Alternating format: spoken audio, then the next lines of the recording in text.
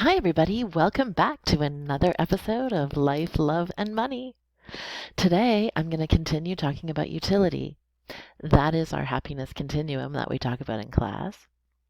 And we will examine the role of core values and what I call habitivities in determining our happiness. So, to remind you where we left off last time, we were talking about human capital and our ability to use human capital to transform it into financial capital in the labor market. When we are young, we are relatively rich in human capital, and through our careers over time, we transform our human capital into financial capital, which we can then use to purchase both durable and non-durable goods. Okay, so we're all caught up now. Let's continue. So, although this pursuit of financial capital and the purchase of subsequent durable and non-durable goods is an important life goal in terms of attaining resources that serve as inputs into activities that we produce that exist within our utility function, our goal in life is to maximize our happiness, or as economists would say, maximize our utility. So our goal isn't to maximize financial capital, but to earn financial capital so that we can purchase goods that are input into activities we produce that will help us create happiness. That happiness ranges from hedonic to eudaimonic and all activities in between on the happiness continuum. We all have unique preferences. Some people prefer skydiving and others, like myself, do not. Thus, we all have different activities that will be in our respective utility functions. Creating a bucket list, which is included in elaboration exercise 1.11, is one way to help us think through and discover the activities we think will bring us happiness. Some other concepts that we can use to help us determine happiness are our core values and what I call habitivities. First, let's look at how core values can help us determine our happiness. In Covey's book, The 7 Habits of Highly Effective People, he talks about the importance of what he calls principles in developing one's character for effectiveness in life. When we repeatedly incorporate these principles into our lives, they become habits that, when adopted, make us highly effective people. In this course, we will consider Covey's 7 principles or habits as a subset of a larger universe of core values. We have many options to choose from when determining what our core values are. I would invite you to read and consider adopting some or all of Covey's 7 principles as part of your core values. What have you got to lose? Give it a try. In general, core values are traits or qualities that represent our highest priorities and drive our motivation and preferences. In Covey's book, he talks about core values as being principles that serve as standards we live by and that guide all our decisions. Our core values contribute to defining who we are and strive to be throughout our life. As Covey says, core values serve as the lighthouses of life. What does that mean? Well, lighthouses exist to help ships in the dark to stay on course and avoid the peril of crashing into the shore. Similarly, core values operate to help us steer in our chosen direction in life and help us avoid going off course. What are your most important and fundamental values? To answer this question, you may choose to do the elaboration exercise 1.11 as part of this exercise, along with a bucket list. You will work through and prioritize your life values to discover what core values are most important to you and should work as the lighthouses of your life. So what determines happiness? This has been the subject of many social scientists' research, including Dr. Sonia Lubomirsky, who outlines the results from her own as well as other social science researchers in her book, The How of Happiness, A New Approach to Getting the Life You Want. In this book, she identifies 3 broad determinants of happiness. 1. Genetics. That is how you come wired when you are born. 2. Circumstances. Things like how much wealth you have, your health, relationship status, things like that. And 3. Intentional activities. That is, activities you do that provide you with happiness. On your screen, you see a pie chart with 3 sections. One is 50%, one is 40%, and the other one is 10%. I'd like you to take a moment, pause this recording if you like, and think about which determinant, 1 genetics, 2 circumstances, and 3 intentional activities, is responsible for which slice of that pie in determining happiness. Take a moment now and make your selections. Okay, are you ready for the results? It turns out that 50% of our happiness is predetermined by our genes. Some researchers refer to this as our happiness set point. Some people come wired to be happier than others by nature. Did you get that one right? Okay, what about circumstances? 40% or 10%? Well, if you guessed 10%, you are correct. Most people intuitively think that circumstances determine a much greater percentage of our happiness than 10%.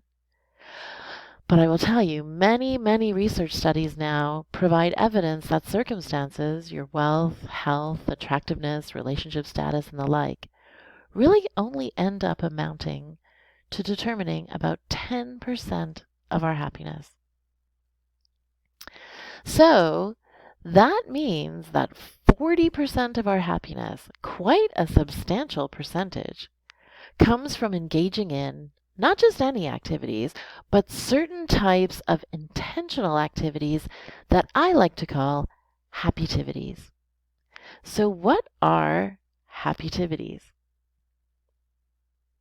Research has revealed the most evidence to support 12 kinds of intentional activities, or as I like to call them, happytivities. These activities are the most efficient and effective in helping us boost our happiness levels. Think back to the Oxford Happiness Questionnaire you completed as part of the activity module for Unit 0. What was your score? Do you have room to improve your happiness? Remember, the highest score is 174. I don't recall seeing anyone scoring 174 in our class. So for most of us, the answer is yes. We do have room to improve our happiness. If you'd like to take the opportunity this semester to try out some of these happytivities to boost your happiness, I invite you to consider doing elaboration exercise 1.12. It's all about understanding happytivities and how to incorporate them into your everyday life. I've been working on a few myself, and while not all of them are for everyone, I think you'll be able to find some that can work for you. I have categorized the 12 happytivities into 3 main areas: relationships, reflection, and resilience. The 3 R's of happiness, if you will. Each R category contains 4 happytivity types. Let's go through each category to learn about these happytivities. Let's begin with relationships. As we will learn in the second unit of this course on relationships and love, finding close human connections is a powerful and desirous way to boost one's happiness. The 4 happytivities in this relationships category include tribing, kinding, gratituding, and spiritualing. Tribing is the conscious, intentional activity of investing in relationships with others. Kinding is doing good things for others. Gratituding is finding ways to express your appreciation and thankfulness.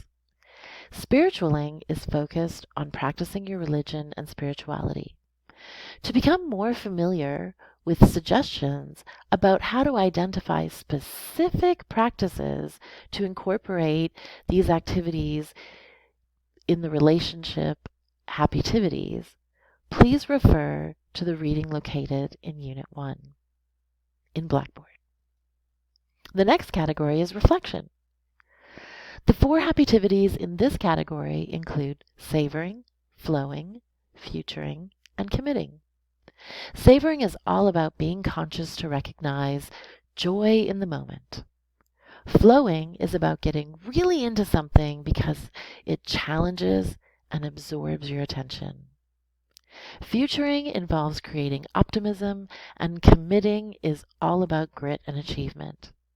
To become more familiar with suggestions about how to identify specific activities to practice these reflection happytivities, again, please refer to the reading located in Unit 1. The final category is resilience. Finding ways to make yourself mentally and physically strong to face and overcome life's obstacles and challenges. The 4 happytivities in this category include healthing, distracting, coping, and forgiving. Healthing is about building and maintaining a strong you, both physically and mentally. Distracting involves developing strategies to avoid overthinking and excessive social comparison that can stem from cognitive distortions. And forgiving is a gift you give yourself so that you can let go of negative feelings to open yourself up to realizing happiness in your life. Maybe now, more than ever, this moment in time is a perfect opportunity to seek out the various practices that support happytivities related to resilience. The page numbers referred to in the table here refer to the document provided in the reading sections of Unit 1. I would encourage you to read more about these happytivities, and if you are excited by what you read, you may want to elaborate on these concepts by choosing to complete Elaboration Exercise 1.12. If you are interested in learning even more about the determinants of happiness, I would encourage you to get a copy of the full book, The How of Happiness. I have an audio version of this book, and I quite often listen to it while walking my dogs or driving to the grocery store. It's the kind of book you can listen to over and over. And I try to be conscious of incorporating happytivities into my daily routine so I can feed that 40% and boost my happiness. I invite you to do the same. So, to summarize the last couple of episodes, in our class, we have defined happiness as a large umbrella under which lives all the activities we engage in.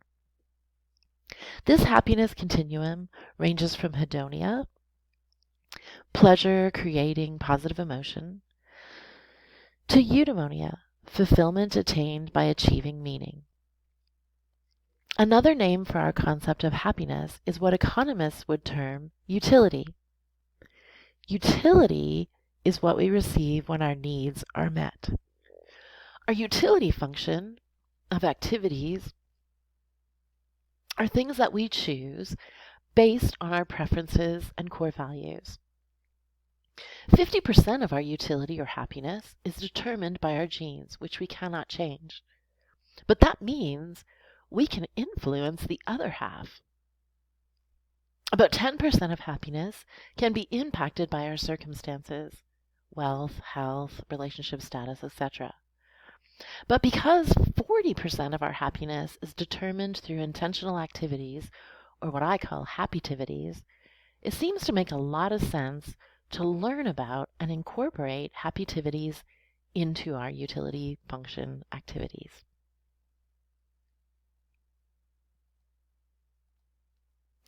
The information over these first 4 videos is the content required to satisfy our first learning goal in the class, which is understand life purpose and the concept of happiness or utility.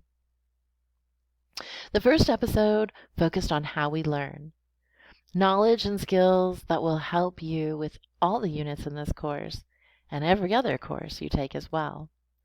The second episode, the kickoff of Unit 1, introduced all the learning goals for the unit, who studies the purpose of life, and we spent a fair bit of time describing the continuum of happiness that we will use in this class, along with how that continuum can inform life quality.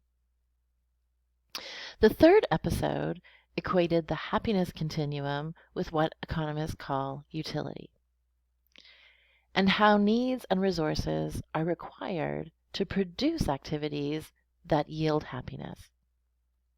And we wrapped things up in this final episode for Learning Goal 1 by examining how core values influence our preferences and how genetics, circumstances, and happitivities determine our happiness levels. So we are done with Learning Goal 1.